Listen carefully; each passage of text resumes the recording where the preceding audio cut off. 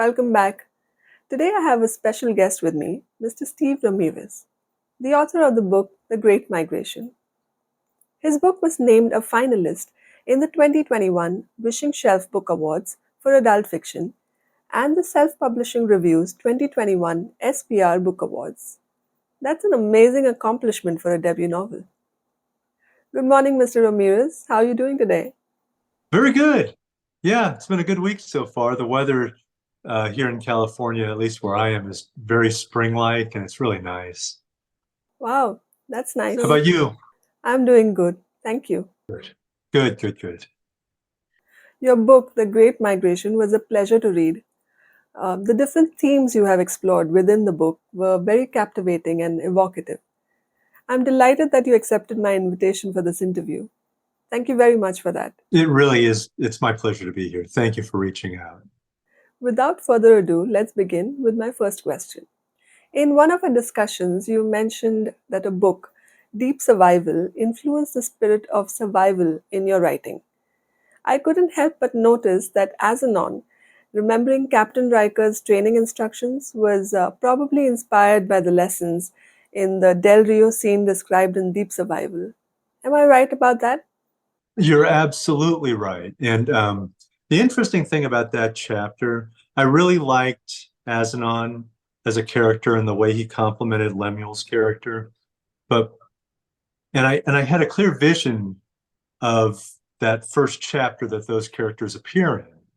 But when Azanon finds himself in that clothing store, I hadn't considered anything to do, anything after that part of the story. And it was, without a doubt, possibly in the entirety of that trilogy, the hardest chapter to generate in my mind. Like, I think I just stared at my computer for 2 weeks trying to figure out where to go with it. And I ended up in kind of an act of desperation going to my notes. I'd taken a lot of notes on a lot of nonfiction works and a lot of podcasts, scientific podcasts, things like that.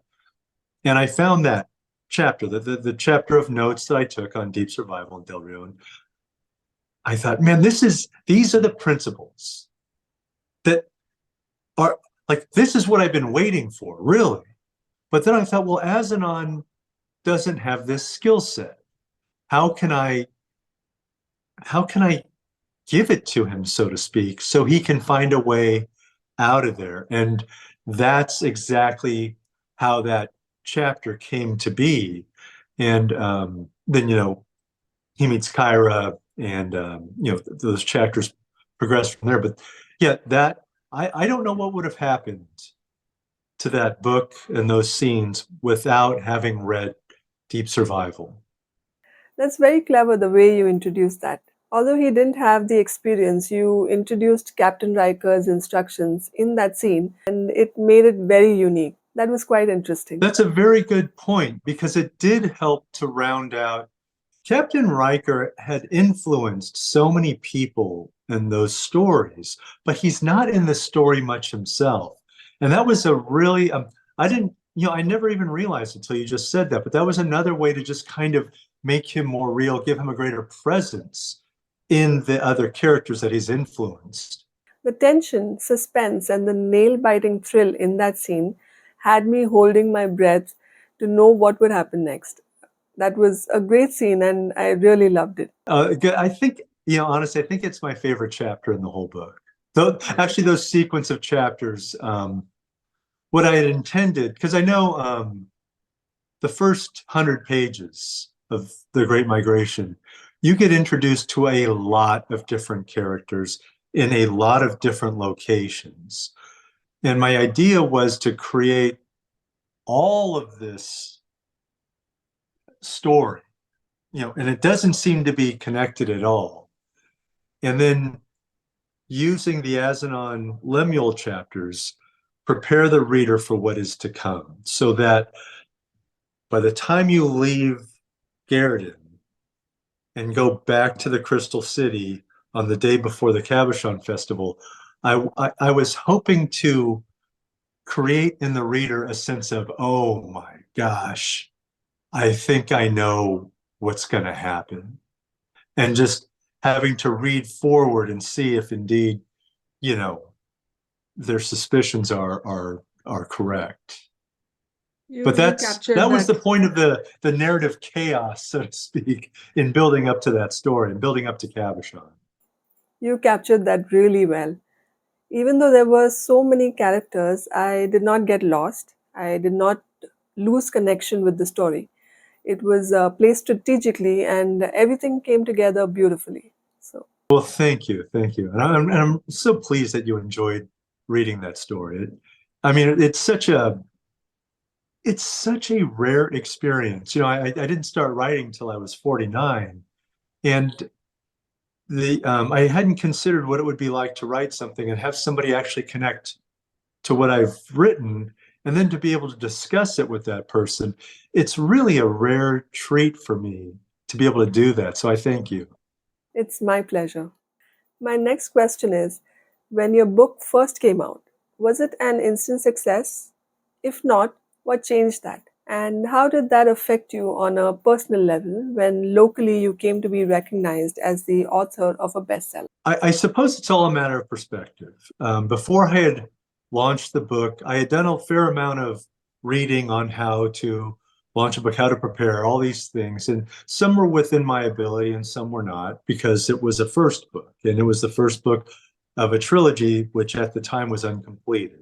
The advantage I had was at the time I was launching it, the Penguin Random House Simon Schuster merger, I believe those were the two companies, had been stopped by the American Federal Trade Commission.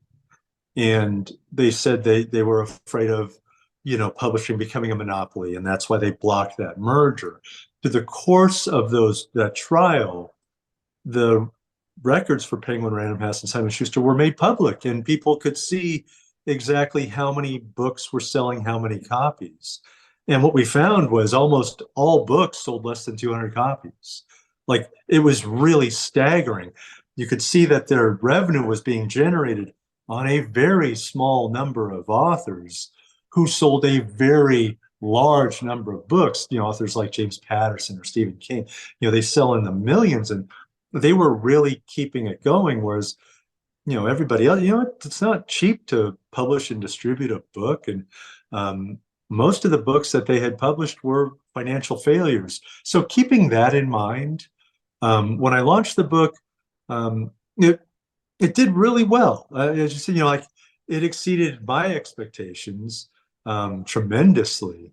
But then after the launch, it really died down, and I was knee deep in the second book, and I had to have that conversation because, as we've discussed before, I work full time. I have a fairly demanding job, and writing was something I created so I could have something to do when I'm on the road in hotels, you know, instead of just sitting in front of the TV or just wasting time.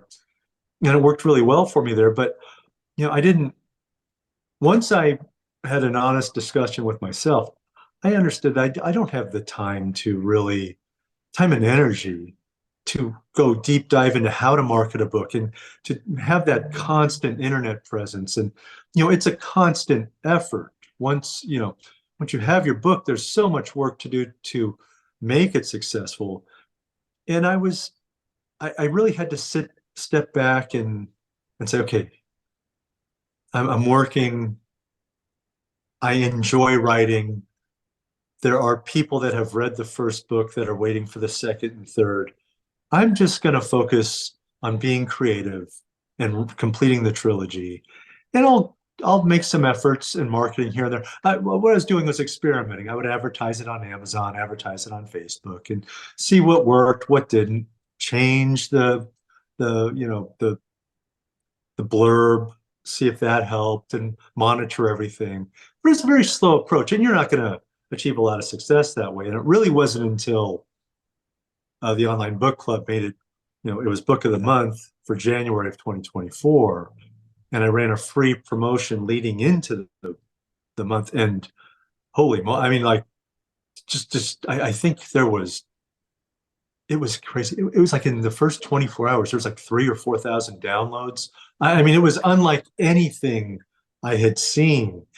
And now, while I'm still maintaining my focus on the creative side. Because the nice thing about books is they don't go anywhere. I plan to continue expanding this world, and I have an idea for an unlimited series once I get the prequel to the S'orne Saga done. And with every person you bring in, and at that point, I will hang on to the books until I've got my marketing plan in place. And whether that's 10 years from now or 5 years from now or whatever, I can keep writing those books one after the other. And when it comes time to launch it, when I feel prepared to launch it, I may have 5 or 6 books done. I really don't know how it's going to be, but I plan to do that well, the whole thing, the writing, the editing, the marketing, all of it. I want to take all of that to the next level from what I did on the first book. But as you draw people into the story, of course, they're going to see the other books you've written. And, there's a good chance that they'll revisit or find the S'orne Saga, through the course of reading the Unlimited series and just expand on that world if they enjoy it. And it kind of takes some of the pressure off. It's not like, like movies where it's like, okay, we got to make 90% of our money in the first 3 weeks or else this is going to be a financial disaster. It doesn't exist. And I'm learning how to do more of the things that cost a great deal of money, like, the cover art and, I'm getting strategic about where I find my beta readers, because beta readers are, I was leaning on my friends a lot for the first book, but they're all as busy as I am, and it can be a burden to just ask people to read your book, and then it can be a mental and emotional burden for them to give you negative feedback because they're your friends. And so I've found avenues for beta readers that are cost effective, where you get good feedback. Beta readers for me are very, very important. I have so many blind spots when I'm writing, things that I think work where they just don't, or they're not well explained, or they're incomplete.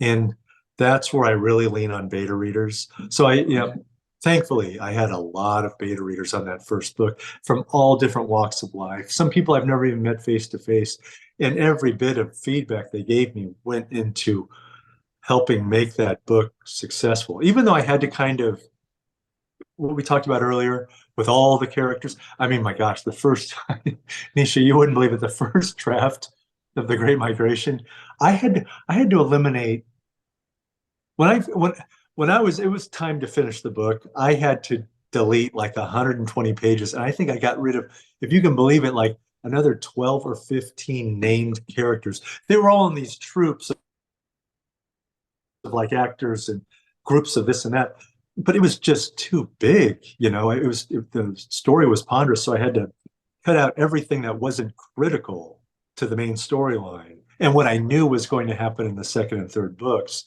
and just streamline it. And then it became very manageable and much easier to complete the story and continue on with the trilogy. Wow, there's a lot that goes into writing, publishing, and marketing a book. There are people out there that make a lot of money publishing their own books. And I don't know how they do it. I think there's a Facebook page. There's a great Facebook page. If anybody is interested in getting into writing, or if you are writing and you want a little more feedback, there's a Facebook page. I don't know if you heard of 20 books to 50K. And it is a great, in my opinion, great page for authors, because these successful authors will go on there and tell you exactly how they achieved success. They'll show you their advertising graphs, the dollars spent, the revenue generated, what changes they made, what was working, what wasn't working, why it was or was not working.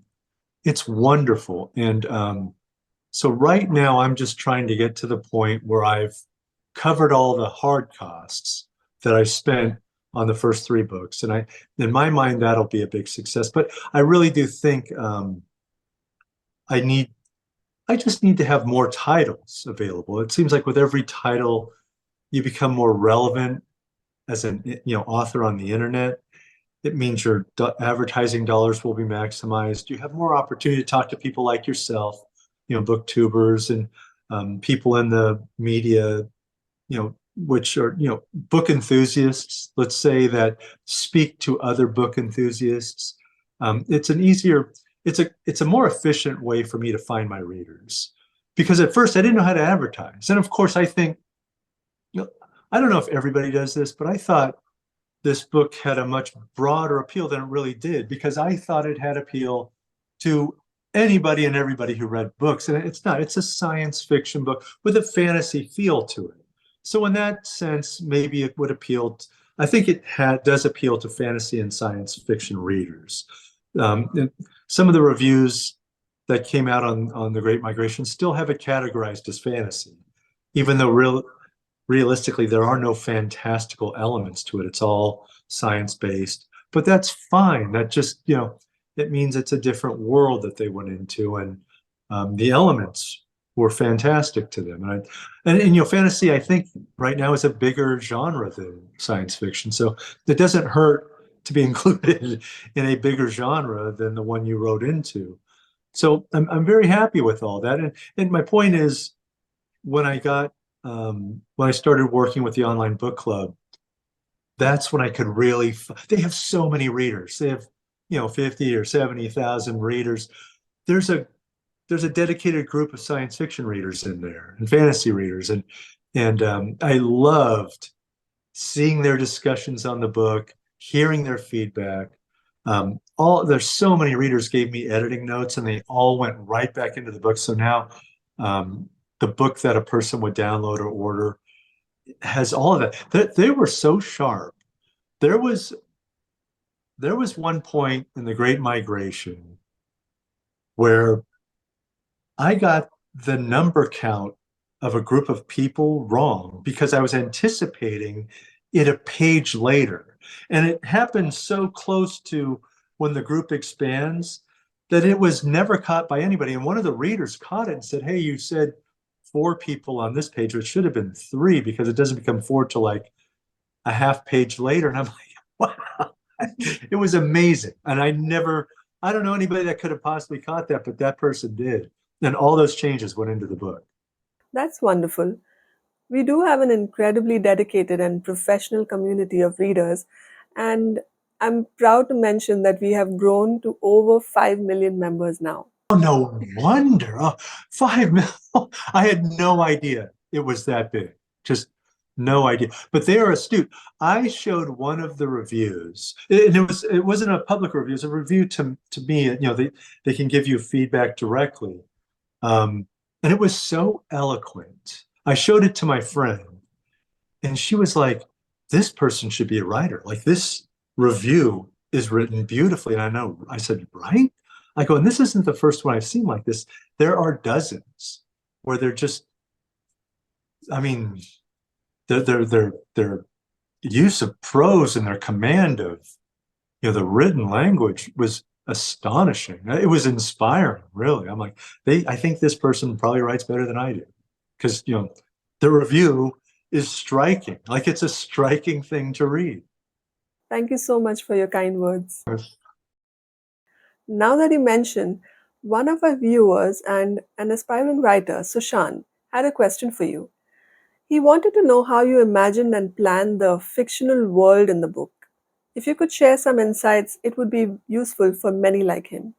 Well, I had an idea of the setting. I knew there was going to be 2 primary settings.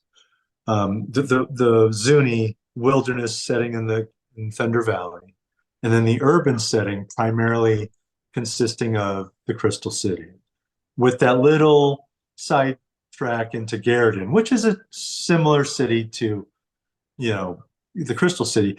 The urban settings were all based on the European Renaissance period. That's where I drew from the architecture, the road work, anything structural or in technologically based was based on the Renaissance, the European Renaissance. The Thunder Valley was more of an amalgamation of the American frontier, pre and post colonization, just mostly Native American in flavor. I think a lot of people have picked up on that. The domes that the Zuni live in, that was purely my take on it. Like, that technology didn't exist in the American West, 500 years ago or 1,000 years ago. It's relatively new technology, but I put it in there because it worked. And that type of a structure is very, very resistant to high winds, including tornadoes. They're just built for it. It made sense to me, and I put it in there because I like the aesthetic of it. But if I'm being honest, the original story I had planned was really, if you can believe this, it was going to be Lemuel and Hondo, one of his bodyguards. And it was going, in my mind, the story was going to start at the fall of Garden. And it was going to be those two trying to get to safety. That was going to be the story. And I know it's hard to imagine. So I started to write a story to lead into that because I knew I wanted to slowly expand the world, where it went from that very specific story to this massive, continent-wide crisis. And I so enjoyed building the world and developing all those characters that by the time I got to that part of the story, I was like, I think I'm going a different direction. Either this book is going to be 2,000 pages long, or I'm going to have to start changing the way I perceive this story. And once I made that decision, then of course I had to go back and rewrite some things. But I'm very pleased with the way it turned out. In fact, the story I ended up with is so different from the story I intended that Unlimited series I told you about, that I'm going to write on the first migration. The Great Migration takes place and I know for somebody who hasn't read the book, there's a series of migrations, and I don't want to spoil anything, but in the first migration, that's where it's going to take place in a different part of that world. I think I'll be able to just maintain that original story, and I think that might be how I conclude that series 10 or 15 years down the road. It's something, it's funny, I have that story in my head, I just don't have a place to put it because it got washed out of the Great Migration. But that's how I came to I was really intending to build a world for a story I had in my head. And by the time I got there, the story already had a life of its own, and I just kind of went with it. So I guess there's two kinds of authors, like the plotters and the pantsers, meaning you plot everything and outline the whole book before you start writing, and everything's planned out. And the pantsers are the people that write by the seat of their pants, so to speak. That's why they call them pantsers. I always thought I was a plotter because I'm very organized and very structured. When I tell people that, I told another author that story, and they're like, "Oh, so you're a total pantser." I'm like, I never thought of myself as being somebody that was just writing and let the story dictate where it goes. But if I'm being honest, that's exactly what happened in that first book. It just kind of came alive on its own, and I went with it. It's great that you let the story evolve and not chase the same story that you started with. You allow yourself to express, and the characters change, and the story evolves. I I think that's what makes the book way better than what you had initially imagined. Thank you. Thank you. Yeah, I'm it's hard to imagine the story not being what it is. You know what I mean? Because it just is what it is. And I remember the day, so there were two parts of the original story I had. The first is, as I mentioned, Lemuel and Hondo and their relationship developing. Hondo was a very different character in that story, but it's irrelevant now. But the second part was the Cabochon event. And the day I sat down to start writing that, I remember looking at my computer because it was about 13 or 14 months after I started writing. And I remember just thinking, I can't believe I'm here. Like, I can't believe this is going to happen. And I think the book was done 4 or 5 weeks later. Like, I couldn't type fast enough. Like, I knew everything I had been thinking about it over and over. I thought, I just got to get there, And once I was there, it was wonderful. Like, I was giving it to my wife to read over, and I remember one of my beta readers called me late at night, and they were like, "Holy, like something significant happens in those chapters to one of the characters that many people thought was the main character of the story." And they were just like, I cannot believe what just happened. Like, they're like, I just read it, and like my heart is still beating in my chest, and I have no idea what's going to happen after. It's kind of like when Ned Stark gets beheaded in Game of Thrones, and everybody was like, "Wait, like, isn't this show about Ned Stark? Like, what is going on?" It was just like that, and it was so pleasing, for me to hear that feedback, because in my mind, even when I read it, it's a very kinetic read. At that point, the story just takes off, and you've got all these characters in different parts of the city with a different perspective on what's happening. And I don't just mean what they're seeing, but what they're hearing, like with the bells and with the crowd noise and with the storm, just everything, tactily, like the water's building up as, the storm comes on, and, they start out running just on cobblestones. The next thing you know, it's all flooded. And, just that gradual progression at every element of the story is what I just get a thrill from. And to hear people connect with it in the same way it's the best case scenario. I can't imagine anything better. It's fascinating how you bring the different elements together, and I'm sure all the advice you shared will be quite beneficial for our budding authors. I greatly appreciate it. Thank you. I hope so. I mean, I love talking to young writers and people aspiring. People go, I got this idea. I'm like, tell me about it. Just tell me about it. I'm sure you've had it for a lot longer than you think you have. And so many people are there, Nisha. I mean, so many people. And I was talking to an old friend of mine just the other night, and she said she had an idea. And, it was a group setting. And I think she was hesitant to kind of come out with it, or maybe hesitant to be faced with a situation. Well, should I act or not? It can make people uncomfortable to think, well, I mean, I had never thought about writing anything until I was 49, like literally. That's pretty old to start writing. But once you start doing it, I mean, for me, there was no turning it off. I was like, here we are. Okay. Didn't expect this to happen, but it's happening. And I'm enjoying myself, and there are people enjoying my story. So let's just keep going. I don't believe it's too late to do anything in life. Moving on to my next question, I noticed on your bio on the Amazon page, you mentioned your love for hiking and photography, among other things. I was wondering, do you have some special place that reminds you of your book or where you draw inspiration from? Yeah, I mean, so I live in the center of California in a place called the San Joaquin Valley, and it's an agricultural valley. And on the east side are the Sierra Nevada mountains, a pretty high, well, I guess big mountains are. Are you in India? So your perspective Yes. on what a big mountain is probably different than mine. But they regularly go over 10,000 feet, and they're prominent because Fresno's about 300 feet. So on a clear day, they just rise right out of the ground.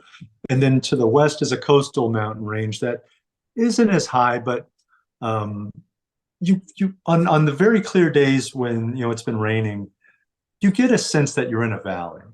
And I have to, and there's a lot of, once you get past the farms, a lot of golden rolling hills because, we're in a Mediterranean climate here. So in the summer, it's very dry. So all the grass turns gold.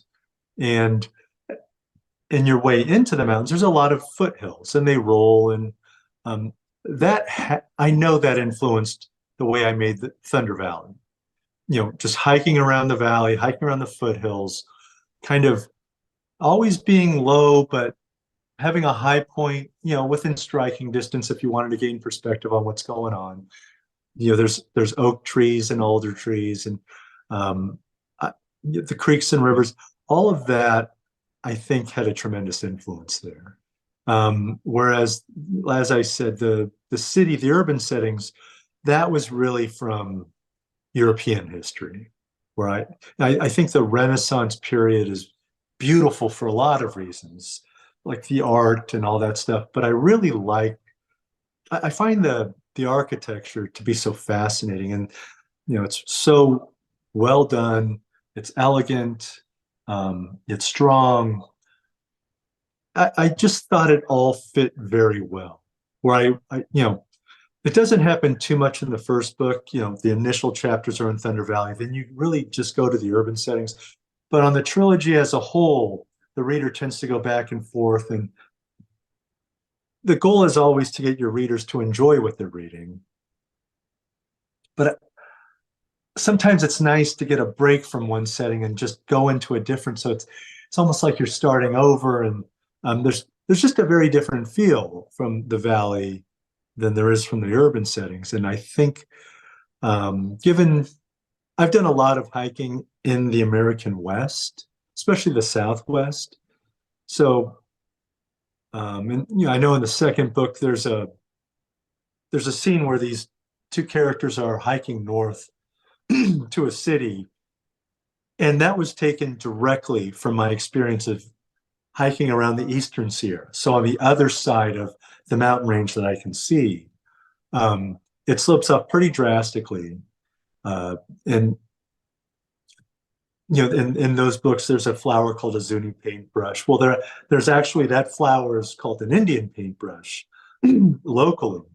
And that's exactly what it was. And the feel of seeing the mountains rise up, and of course in my story they're a bit taller, so there's always snow on top of the mountains. But I wanted to, justify the lakes and rivers that are always flowing, or I should say the rivers and creeks that are always flowing in that book. But yeah, hiking definitely, anytime you read my story and there's a mention of a scent or the feel of the sun or the feel of the wind, those are all taken directly from my hiking experiences. And I think that anytime I successfully describe something, like if a character's looking off and is captured by what they see, that's definitely related to my experience as a photographer, because you're critically looking at everything, measuring the light, seeing where the angle is, and then as you take the picture, you're looking at the image critically, like, is this good enough to keep, or do I delete it, or am I close to what I wanted? It's all connected. And maybe starting late in life was an advantage that way, because I have all those life experiences that I can just kind of ease into the story, to help the reader feel like they're immersed, like they're with the character, and they're waking up and they're pushing away and they're feeling the sand under their hand, or the wind in their face, or they're watching the leaves fall. I don't think it was a disadvantage. I think I'm almost certain it was an advantage, just all those different experiences. I've had a lot of hobbies in my life, and I'm really happy that writing became one later because of that bank of experiences I've had to draw on. It most definitely helped your writing a lot.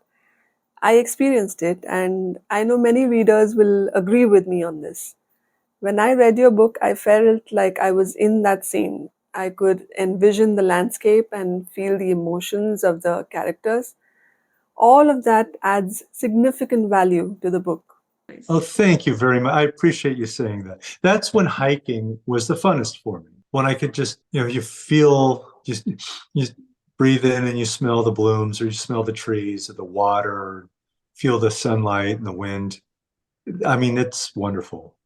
There's a place up in the Sierra that I like to go to, because after about a half mile of hiking, without fail, you can hear the trees there's a point a couple hundred yards ahead of there where there's a junction of a lot of trails, and there's a lot of relief change. Like, one trail goes very much down, one trail goes up. And the wind funnels through there, and when you're getting close because you can hear the trees. And sometimes my wife and I will hike out there, and we'll just stand there, and there's always people just standing there facing into the wind. And you might go a half hour without anybody saying anything, because we're all just it's very meditative. And it's always sunny. It's a wonderful place. And it's things like that, significant experiences that are subtle also, probably that helped create a narrative where a person could feel like they're in the scene.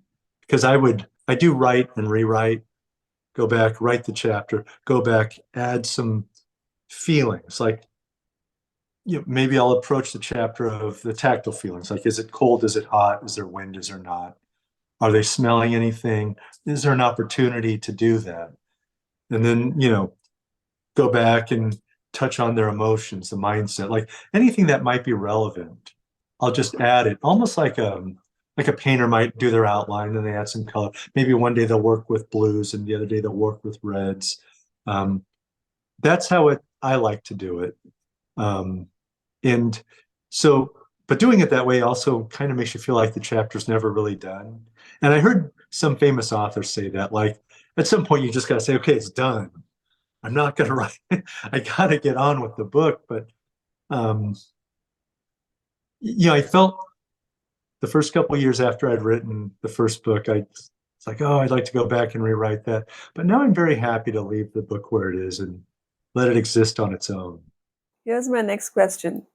Without naming or giving out spoilers, did you regret the end of any character's journey in your book? And if you had the chance, would you change it? That is a really good question.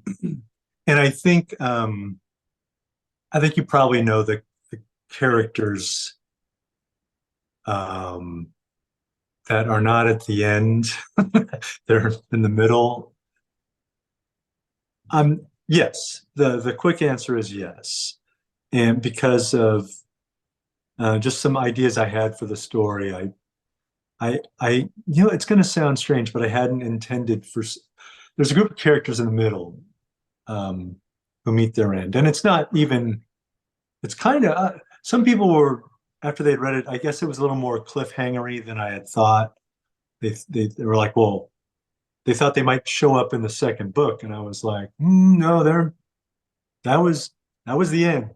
Like, there was something that they probably couldn't have survived, and even if they had survived that, there's all this other stuff. But I hadn't intended for those characters to die. I had envisioned those characters in the second and third books. And once this is kind of like with your friend, the up and coming author who asked, about how I approach the story. The situation that I had created around these characters was not, I know I'm being really ambiguous because I don't want to spoil anything, but I wrote those chapters. Let's just say I wrote some character chapters, I mean, like 20 times, trying to figure out a feasible way to get these characters out of an impossible situation. And it just didn't work. Nobody was going to survive it, given everything that was happening. And it wasn't, it was like trying to forge steel when you don't have any carbon. It's just hitting iron over and over. I'm not getting anywhere. One day I finally woke up and I thought, I let me just try to write it in a way where what would happen would happen. And when I did that, it read true to me. And I was like, well, I guess this is the way it's going to be. But I fought it. I mean, and so then, after I wrote it, and those chapters kind of read on their own, like you didn't really have to know anything about the other parts of the story to read them. I would send those out to certain beta readers, and they were like, no, this reads really well. Like, it was good. Like, it's a little unexpected, but I was just like, there was no other way. I tried and tried and tried to get them out of there alive, and it either made no sense or it created another storyline that was so big it didn't have a place. I couldn't incorporate it into the story. I think initially I don't know if you've ever heard of the books The Wandering Inn. It's really long series, but the books are huge. I mean, the audiobooks are all like 40 hours a piece. I don't know how the person wrote so much so fast. It's amazing to me. But there's so many, I mean, without a doubt, of all the fantasy series I've ever read, and any series, it has more characters and more storylines than any story I've ever seen. But they pull it off because you could tell that's what they want to do. They just want to create this huge sprawling story, and they can write fast enough to do that. That wasn't that for a first attempt. I had no business trying that, and I don't think it would have worked. There's a pacing element to the first book and to all three books that would have been lost had I tried that. You know, it's really hard to maintain high stakes for a lot of different people consistently without it's just burning the reader out. So I had to really be strategic. And so once I had written it where those characters ended, I was like, you know what, it's better. It reads better. And you know what? It fuels the climax of the first book better. So yeah, I almost all the character deaths, I knew what they were going to be and I knew when they were going to occur and how. But those characters, and I would I don't know if it's halfway through. If it's not halfway through, it's probably right.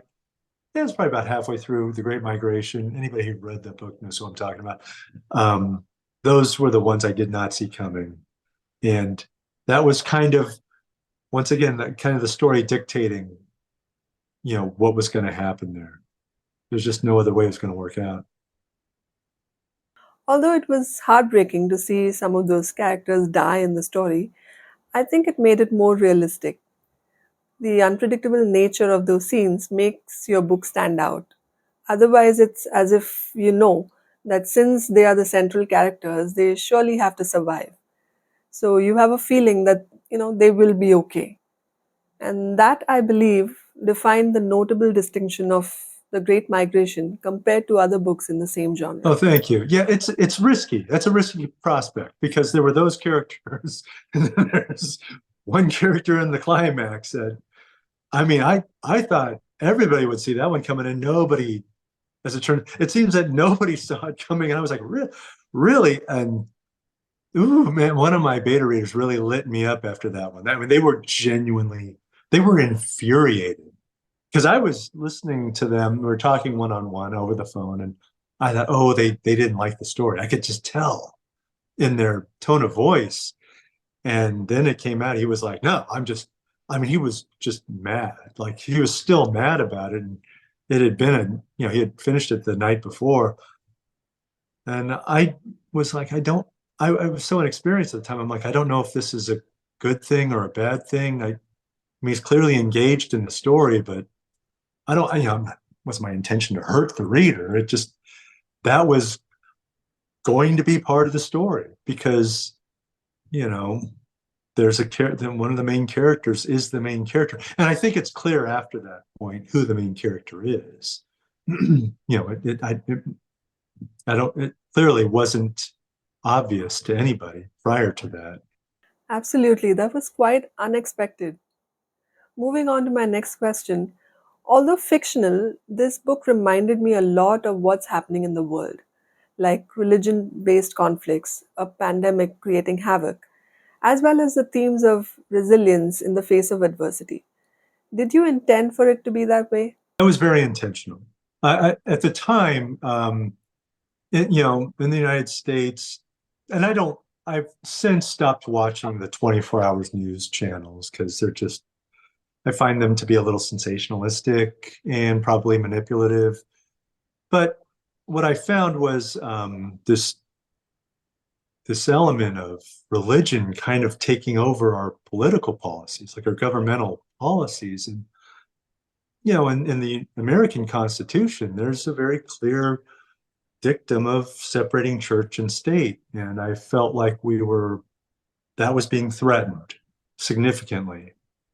So I thought, what if I flipped the script on that and made a religious minority who's, in itself fractured and contentious, like different factions within that, all of them a singular minority, but separated from each other even more so, with open hostility and prejudice against them and derision of their beliefs, to the point where some of them are even scared to demonstrate to people that they are religious in certain parts of it, especially in the urban settings.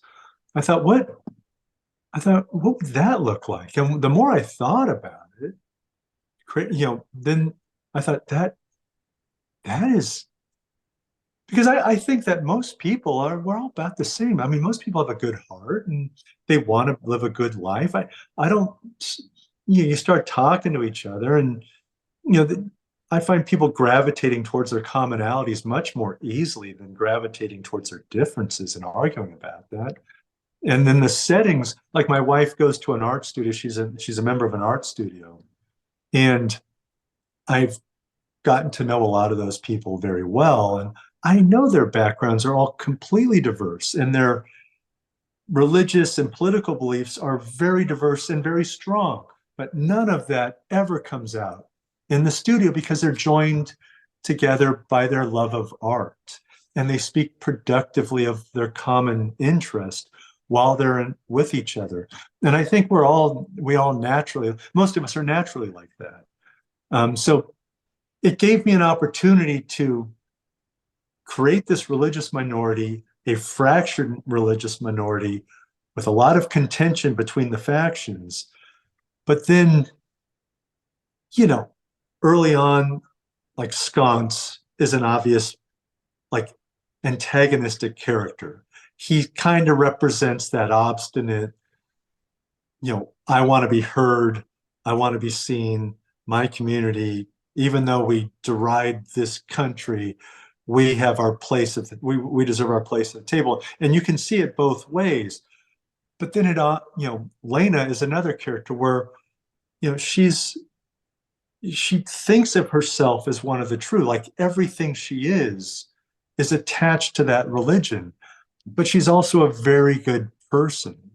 And it really added an element of her relationship with Darenda that the characters didn't see coming. And it allowed me to write what I feel is it's one of my favorite arcs in the whole trilogy, is their relationship coming together in a really bad, horribly contentious way at the start. I mean, Dorinda's first chapter is awful. Like, she's an awful person. And it's really her vulgarity that turns a lot of people off to the story. Because she's a bit of a monster, really. But she acknowledges, towards the end, and I don't think a lot of people, nobody I've talked to has predicted Dorinda's story arc. They just didn't.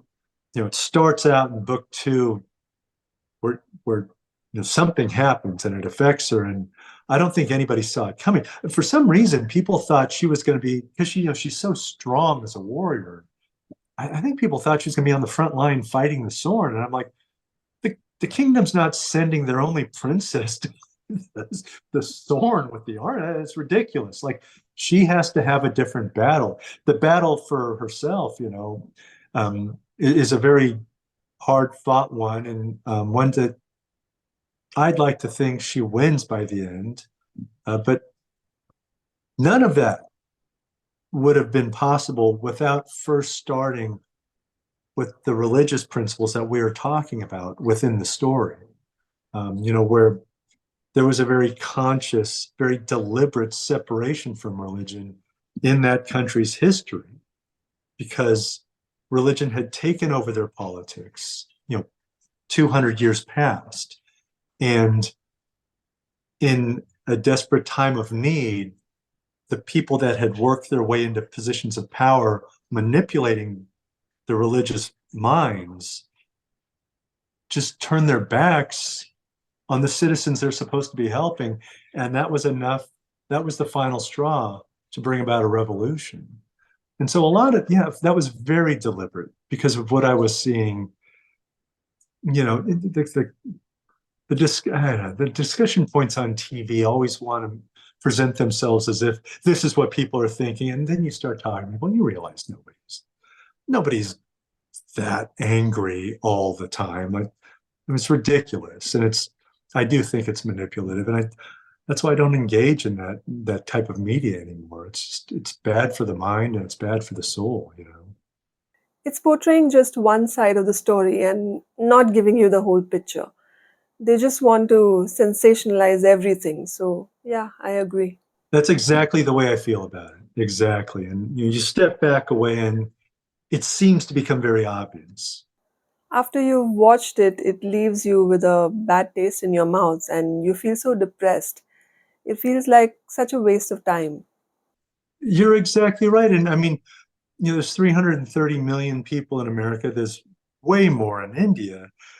People, the future doesn't belong to the people that won't work with other people.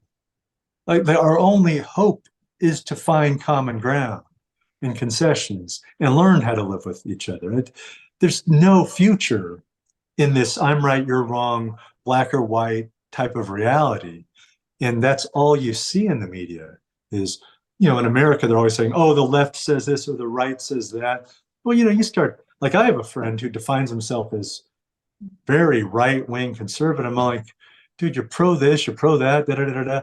Like, none of that is like, I've known him since he was a little kid. We were lifetime friends. Like, what is this need to pick a side? But he watches the news constantly. So, like, go out, live independently, just be whoever you want to be. You're not obligated to think or act in a certain way because somebody on TV is telling you to do that. Go find out who you are. That is something I liked about Dorinda's character. The way she behaved initially, many people would not like her. But as the story went along and she started taking her lessons with Lena, we noticed a drastic shift in her temperament. And when the moment arose and the kingdom needed her, she was a completely different person. It was so beautiful to see that change. I absolutely loved it. Oh, thank you. Yeah, it's funny. She was such a surprise. The early because of the way I write, and I've mentioned that I'll write a chapter and or write chapters and then revisit them and put the feeling into it, through the course of like stages. So the initial chapters were very bland. The story was very bland. It's just because I hadn't done that yet. So when I created Dorinda early in the story, she was so over the top because that's what I thought the story needed. And I think it did. But then, you have to say, okay, well, this is a human being. I need to round her out. I need to first I have to justify this behavior because very few people act like that. But then I have to give her an opportunity to redeem herself. And it happens somewhat, as you said in the first book, but it happens significantly over the course of the 3 books. So I think by the end of the second book, you see where she's going, or you see where she could go. You see that she's not self-absorbed. She's just angry. She's just angry and, insecure probably because, as it's said early in the first book, her mother's died when, she was like 5. I don't know. I can't remember. For some reason, I want to say when she was 9. Yeah, maybe. It's so funny. Sometimes I get her and Lemuel mixed up, like their ages on the timeline. But Dorinda was vulnerable when her mother died because Cortez took it hard, her father, and because he's a human being, and I mean, it's not that there's nobody's wrong. We're all human, and we're trying, and so for her to go through a significantly profound an age where we're developing emotionally and mentally and getting a sense of who we are, feel abandoned during that time, that especially when we're only, let's say she was 9. I mean, she's only 17 in that story. That's still, less than a decade away. Of course, she's going to have a negative impact on her personality. And, she is a very strong person. She's inherently strong. She trains constantly by the best in the country. She has the ability to physically dominate someone, politically dominate them. And I think if you're not governing yourself and you're feeling vulnerable and you're angry at the world and also insecure, it's feasible that that would be her. And let's face it, struggling with some substance issues, all of that together could very easily result in the person you see in her first chapter. And then it's just a matter of how do we get her back to something, to someone the readers want to see and want to read about. And that was the big challenge with her. And then surprisingly enough, I mean, 70% of the people told me, my beta readers said, no, Darenda was one of my favorites. I was just like, gosh, I thought she was going to be just a total villain, like just perceived as but no, like almost everybody, and by the end of that first book, came around on her and were very interested. And I think they were so interested in her, that's why they're like, Darenda, I thought she'd be out there chasing the S'orne down. I'm like, she's the prince, she's the sole heir to the monarchy. They're not putting her on the front lines. It doesn't make any sense at all. But then just because they got caught up in the action of the first book, it's fun to read about Darenda, like just come alive, like in that crisis, just grab a sword and then be very, very proficient with it out of nowhere. I mean, that's fun to read, but it's been established that she's trained. Her resume is in the story. It's just kind of hard to imagine until she starts to do it. And you're like, oh yeah, she's been trained for 17 years or probably 15 years to wield a weapon. That's what happens when you train your entire life to be proficient at fighting.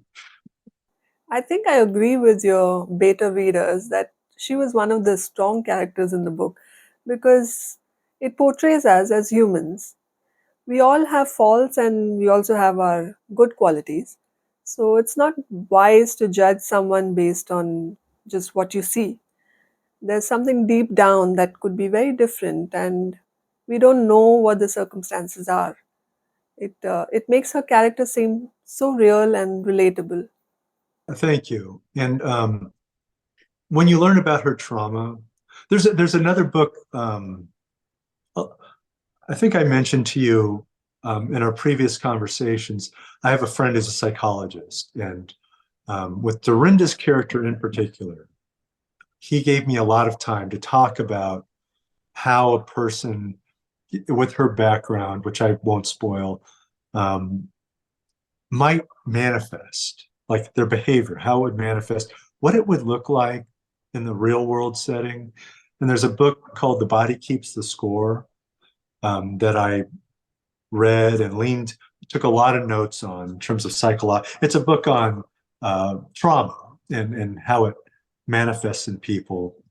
And one of the things that author said that he saw in his practice was people who have been traumatized significant, like, PTSD as a result from war. Like there was a Vietnam vet who was in his practice, or childhood sexual trauma.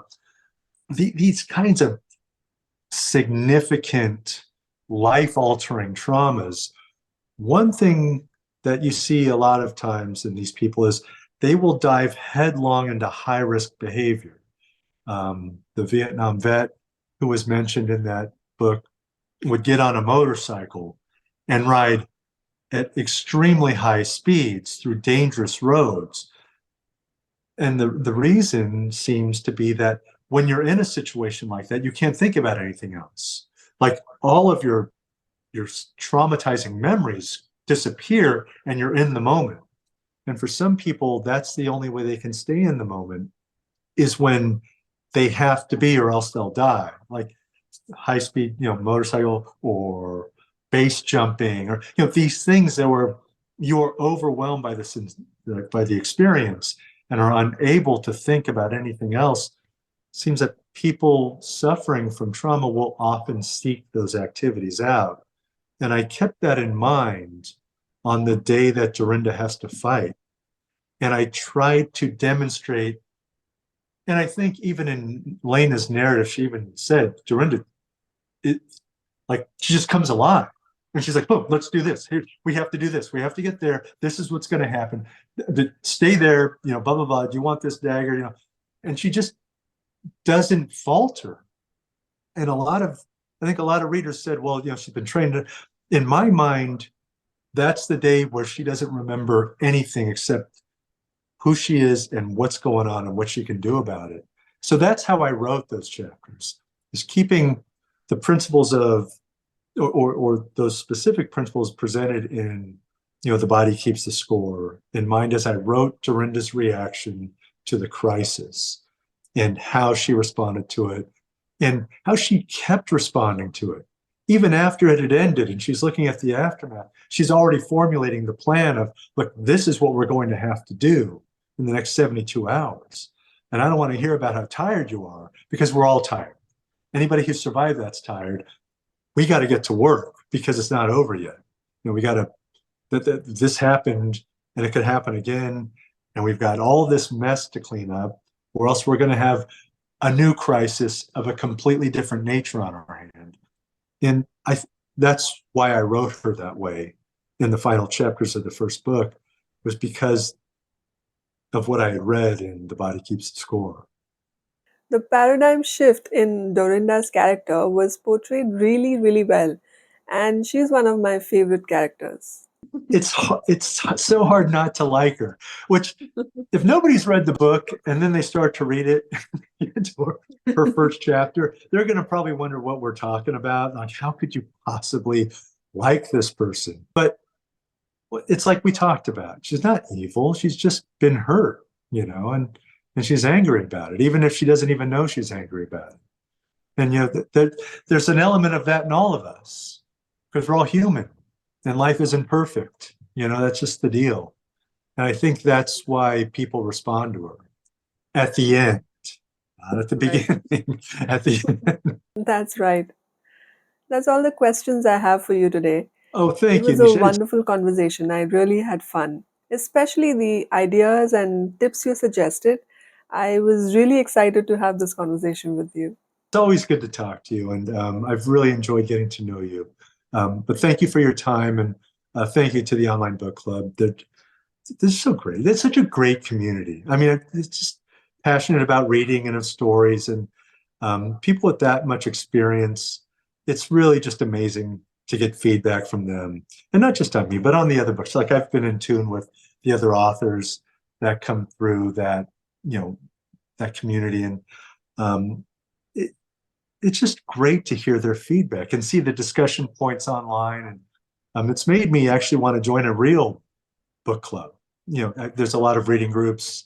Many of my friends are in them. And gosh, if the day ever comes where I'm not writing anymore, I think I'll probably just pivot right to like reading groups to talk about books and get other people's feelings and perspectives on it. It's just fun, Sounds great. I'm really excited to read the other two books in the series, and I wish you all the best for the prequel you're currently working on. Thank you. Thank you. And I hope you enjoy those too. I think you will. I mean, it just picks up where the first book ends and carries it all out to a conclusion. I'm sure I will. Thank you so much for your time, and you have a lovely day ahead. You do the same. Thank you. Bye bye.